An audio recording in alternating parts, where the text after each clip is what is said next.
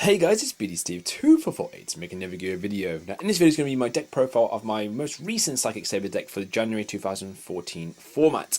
Now, the whole point of the deck really is just to spam out your recruiters, which are just up here. You've got your Psychic engine and you've got your Saber engine mixed in with the Earth engine for Big Rat. And between basically all these cards up here for Serene, for Emma's Blade, for Dark Soul, and for Giant Rat, you basically can go into pretty much the rest of your deck, and then that basically equals lots and lots of Notoria Barkion and Beast plays, on top of that rank 3 and level 6 synchros. So, and then on top of that, one of the two of the main plays is not on top of the monsters searching themselves, we also have additional ways to special summon, so Emergency Teleport and Scapegoat are two of your most important routes. On top of that, probably the most important card in the deck is probably Creature Swap. Really what you want to do is you want to summon a low attack monster in attack mode, and then play Creature Swap, swap them around, attack into that monster, and then get their search off even though you destroyed your own monster. So I'll show you some plays at the very end of the video, but really behind the deck, the whole point really is just to spam out your recruiters, play off lots of setting cards, and go into your Beaten Barkion like I've never seen any deck do before. It's really easy to get Beaten Barkion, which can win games instantly.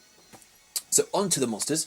We have 3 Serene Psychic Witch, we have 2 Emma's Blade, and 1 Dark Soul. So again, we have 3 Psychic, 3 Saber search cards, then 1 Giant Rat, when Giant Rat goes into all of these cards here. We then have 1 Espargo, which is the level 2 tuner for Psychics, and 1 Pashul, which is the level 2 tuner for X-Sabers. Then we have 2 for Horn Knight, which again is the level 3 tuner for Sabers, and we have 2 Commander, which is the level 3 synchro for Psychics. So again, we have 3 searches for each type, 1 in between, 1 level 2 for each tuner, and 1 level 3 tuner for each. There we go. So 2 level 2 tuners for each. Then we have 3 Crane. Crane goes into all those these cards here, which I just mentioned, and also all of these cards here. And then we finally have 2 Marauding Captains. Marauding Captains is a really good card simply just because it lets you double summon, which goes into your ranks freeze, which is basically one of the key part of the deck. Then 1 final Dandelion, and then 1 Mystic War Dragon. Dandelion is just a really decent card. I don't play Spore, I'll go over that in a moment why I don't. But it's just decent just because you get tokens. Tokens equal Creature Swap, good plays. Mystic War Dragon is really cool. Mystic War Dragon, if you don't know what it does, is when you control an Earth monster, you can special summon it from your hand. Simple as that. So Mystic War Dragon, if you control any of your level 3 Earth monsters, so you can summon him, special him from your hand, and go instant Star Eater, which is really awesome play. I used to play 2 of him, but they've gone down to 1 now. So a lot of monsters that basically keep searching. Onto the spells, we have 3 Emergency Teleport, 1 Reinforce the Army for our warriors, 3 Creature Swap, which again is probably the most important card in the deck, 2 Scapegoats, 2 Pot of Duality, 1 Dichotomy, and 2 Mystical Space Type. Onto the traps, we basically just have some stable traps. We have Warning, Bottomless, Torrential. Torrential is really good with Serene Psychic Witch because it's destroyed by any means. And then we have Compulse and 2 Fiendish Chain. We don't play Mirror Force because we want our opponent to kind of attack into us. That's the whole point of all these guys up here. So we want stuff that negates summons. We want stuff that kind of gets rid of our problematic cards in the field. Cards like Bear, for instance, are really nuisance because Bear pops all these cards here without battling them, and you need to go battle to get these guys' effects off. Serene can go any though. And then, of course, we have our Scapegoat tokens. So, onto the extra deck, we have 1 Armory Arm, 1 Catasta, and 1 Beast. So, only 2 level 5s. So, only got level 5s that often, really. We have 1 Barkion, we have 1 Hunley, we have 1 Nightmare, we have 1 Behemoth, we have 1 Black Rose, 1 Scrap Dragon, 1 Mistworm, 1 Star Eater, 1 Silver Mountain, 1 Leviair, 1 Wind-Up Zen Mains, and 1 Melee. So to go over the cards really quickly, level 5 is going to go in very often, but we do go to some level 4s. Level 6 is really the most important part of the deck, and between these 4 cards here, we have a lot of plays. Barkion is amazing, all around probably the best card in terms of extra deck. It just goes over so many different decks. You make it so incredibly easy, just a Crane, and 1 of your level 3 tuners. It's so easy to make, and it's such a heavy trap lineup and slow format, next format with your Bujins and with your Fire Fist. It's really, really useful. Even your fast decks, like your plant decks, and even your potentially dragon decks, play stuff like Call of Haunted and still play some traps. So, really decent card. You can easily put 2 in.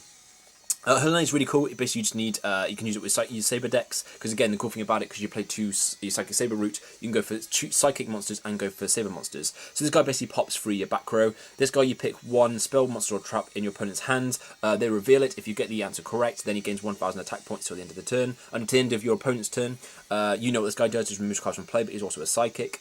Level 7s and level 8s you don't go very often at all, but level 8's probably, Scrap Dragon is probably your best, so you can pop off those tokens. You make Mist Worm pretty easily because you have played so many level 3s, and 3 level 3s equal the 9. And then Star Eater is for your Mystic Water Dragon, which is really easy to make. And then all your level 3s here, your rank 3s, these 3 are probably just your 3 best ones. And the main one we'll talk about now is the route with Spore. So she's really good in trying her out. Now, these are the cards I want to talk about. Now, Spore, I used to play this card in this build. I used to play like a mini plant engine with these two.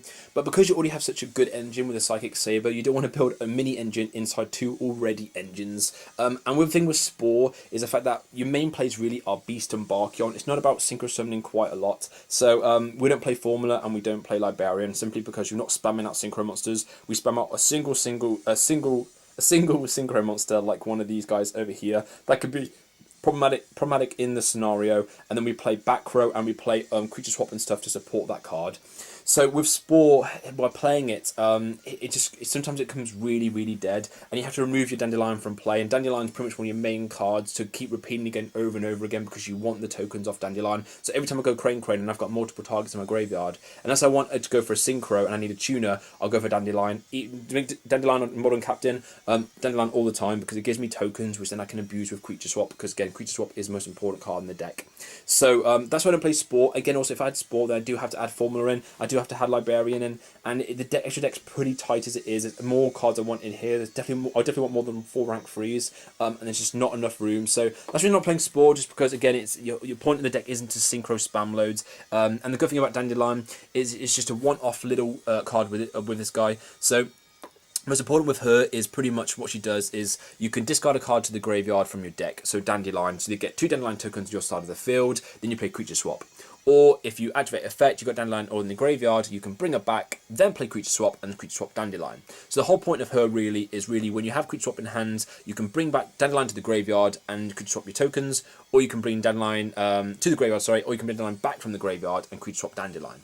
That's really the only point of her. So if you have creature swap in hands and you've got access to rank 3, you can go for her, Dandelion, tokens, or Dandelion itself, creature swap and start doing stuff. So that's why I like her, and she's pretty cool.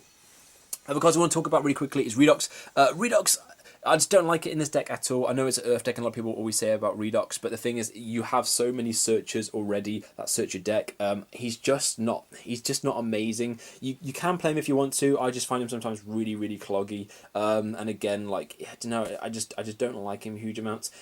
We have that, and there's no obviously level 9 synchros, and we can obviously go for this guy and someone like our Esper Girl. Well, Mist Worm needs 3 synchros, so you can't synchro someone with him. Vice versa, you don't have level 10 synchros, so you can't synchro someone with him. So all he basically is that probably the first initial revival effect. That's the only bit I like of him. The fact that he keeps bringing himself back isn't that big a deal. I already have lots of little walls and these guys that keep bringing themselves back over and over and over again. So I don't need a 3k wall stick that can keep bringing back. I don't really want to remove our guys from play because I've got Digatomi, and also on top of that I need my cards to bring back with Crane. So I don't really like Redox. It does sometimes just get in the way. Third Party Duality and Dark Coal. I just don't have room for them. I wish I played Dark Coal. It's an amazing card, but I just can't find room. I'm playing the very essentials over here, and that's very basics. And I need all that room, so I can't find any room for these two. But if you want to play these two, then please put them in. And then also Instant Fusion. I really like Instant Fusion. I played it in this deck for quite a long time, but again, I have not got room for it. And if you did play Instant Fusion, you want to play a Fusionist alongside it. So again, I really do like the deck. It's probably, to my knowledge, I created this deck. I don't know anyone else who plays a Psychic Saber route. I've been playing it for a long time. It's just very much level 3 Earth, spamming out Beast and Barkion, spamming out rank 3s, creature swapping, and Dandelion tokens, and Scapegoat tokens. And thanks for watching, guys. If you want me to do more videos on my Psychic Saber, maybe some DevPro videos, also maybe some more tutorials on the deck, maybe doing some live matches, then please give me a shout. More likes I get, the more opportunity I'll do this video.